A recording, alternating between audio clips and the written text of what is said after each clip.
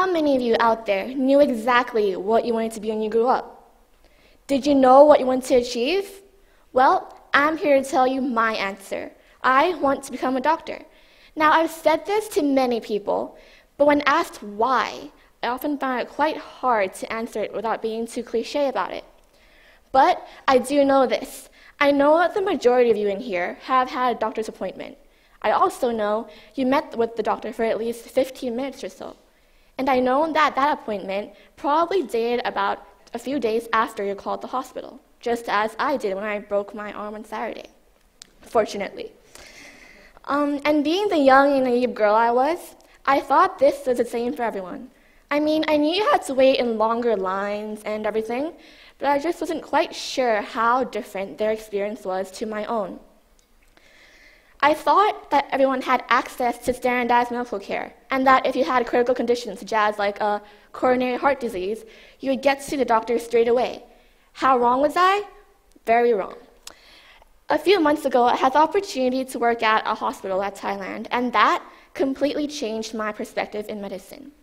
On average, people waited 32 days in Boston, according to data from Merritt Hawkins, for a heart evaluation by a cardiologist.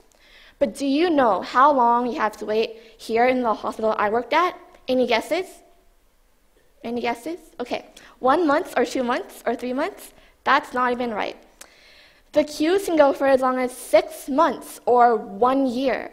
So doctors would diagnose around 250 patients per a 4-hour shift.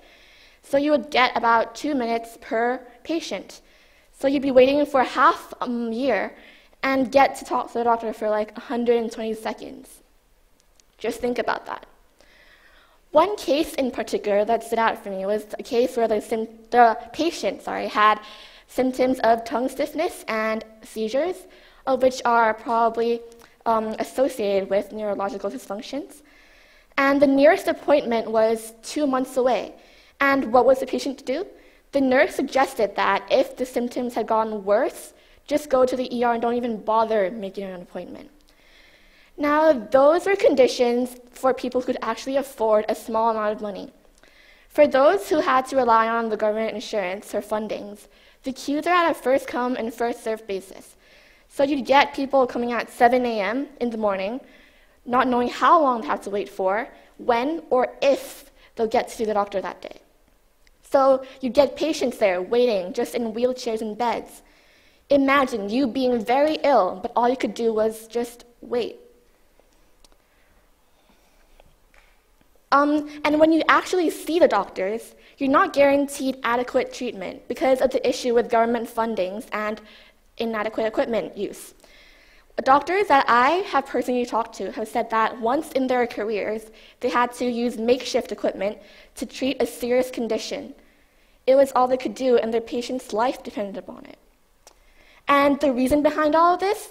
The lack of doctors and an overwhelming amount of patients, really overwhelming.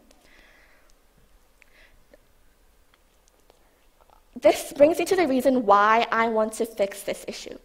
I want to become a doctor and be part in helping to change the public healthcare system. This issue not only occurs in Thailand, but in places all around the world. And that is why I want to inspire future doctors to perhaps work in a public hospital rather than in a private one, where there is adequate equipment for everyone.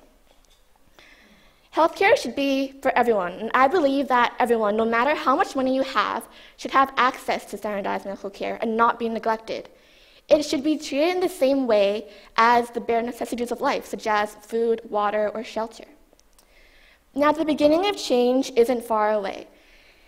Take, for example, the project, the Merrimit Development Project at NIST, where students travel up to the Omgoi village to educate villagers. Just through education about sanitation and nutrition alone, the villagers were able to develop a better, healthier lifestyle, just through education. So education is the foundation of fixing everything, and we, being as fortunate as we are, should do the best that we can do. It takes a 3-hour trek to go to the Omgoi village and a 3-hour trek back. So imagine just how much we could do for a village that is just an hour or a drive away. Imagine the possible deaths prevented and the eradication of a disease and how much that would give to human life. I have a vision and I want my voice to be heard. Like Martin Luther King Jr. once said, life's most important question is, what have you done for others today? So I'd like to leave you with this question.